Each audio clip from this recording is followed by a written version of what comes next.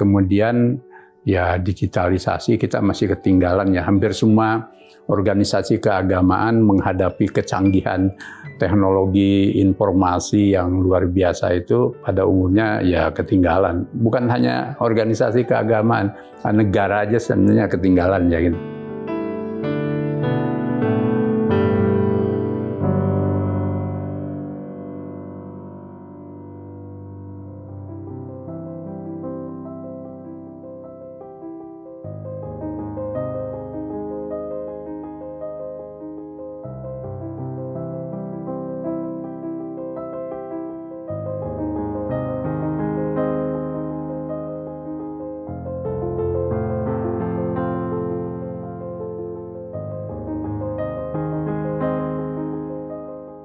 Muhammadiyah dan gerakan-gerakan keagamaan lain itu dihadapkan pada yang saya sebut dengan ketegangan kreatif.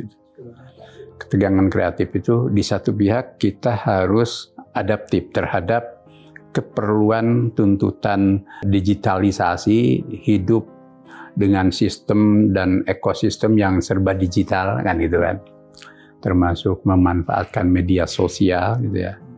Tetapi pada saat yang sama, value, nilai keislaman, etika, gitu kan, solidaritas, gitu ya, bahkan tentu nilai-nilai ritual hablum minallah, gitu ya, itu harus tetap hidup, gitu ya, di tengah itu. Maka kita mencoba untuk mencari solusinya. Di satu pihak kita mengembangkan proses digitalisasi dan masuk ke media sosial supaya itu menjadi lahan dakwah dan itu harus konkret. Misalkan Muhammadiyah sekarang punya universitas cyber university yang mahasiswanya udah cukup besar, sudah 6.000 lebih ya.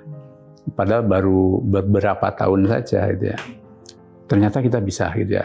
Jadi kemudian ya digitalisasi kita masih ketinggalan ya. Hampir semua organisasi keagamaan menghadapi kecanggihan teknologi informasi yang luar biasa itu pada umumnya ya ketinggalan. Bukan hanya organisasi keagamaan, negara aja sebenarnya ketinggalan ya gitu. Tapi kita harus punya patokan di mana sih kita bikin teknologi informasi itu sebagai alat dakwah gitu ya. Termasuk kita masuk ke media sosial agar ada etika sosial yang tinggi, etika sosial yang luhur untuk para netizen, misalkan lebih bagi kaum muda, milenial, generasi Z, generasi Alpha, bahwa media sosial apapun itu bukan area liar, itu area di mana etika luhur harus hidup. Karena apa? Manusia itu dia disebut manusia karena dia punya landasan etik dalam hidup.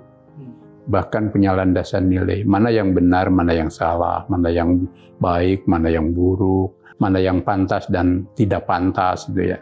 Jadi kalau kita menjalani kehidupan anything goes, itu apa saja boleh, ya untuk apa kita jadi manusia?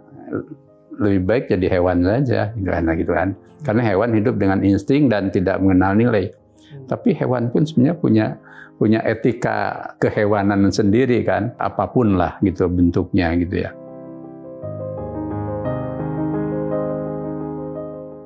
Era revolusi teknologi yang sangat canggih itu banyak hal yang bisa berubah.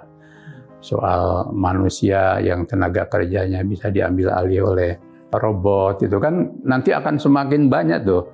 Juga kehidupan yang sistemnya serba impersonal gitu ya, serba digital gitu kan.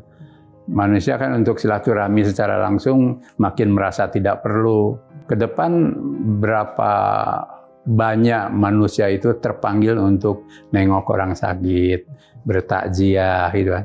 Karena hidup kan serba robotik gitu kan. Nah, itu tantangan yang oleh sejarawan dan penulis terkenal Noah Harari disebut pergeseran dari Homo sapiens ke Homo dies gitu ya. Jadi manusia yang serba mementingkan relasi dengan kehidupan berdasar rasa dan akal budi dengan relasi manusia yang disebut dengan kebudayaan dan teknologi tingkat dewa ya nihil bulut, serba instrumental, serba kayak robot, serba tidak langsung, serba mesin gitu. Jadi itu di satu pihak ada harapan besar Muhammadiyah akan menjadi korporasi organisasi keagamaan yang besar gitu ya. Tapi tantangannya juga sama besarnya.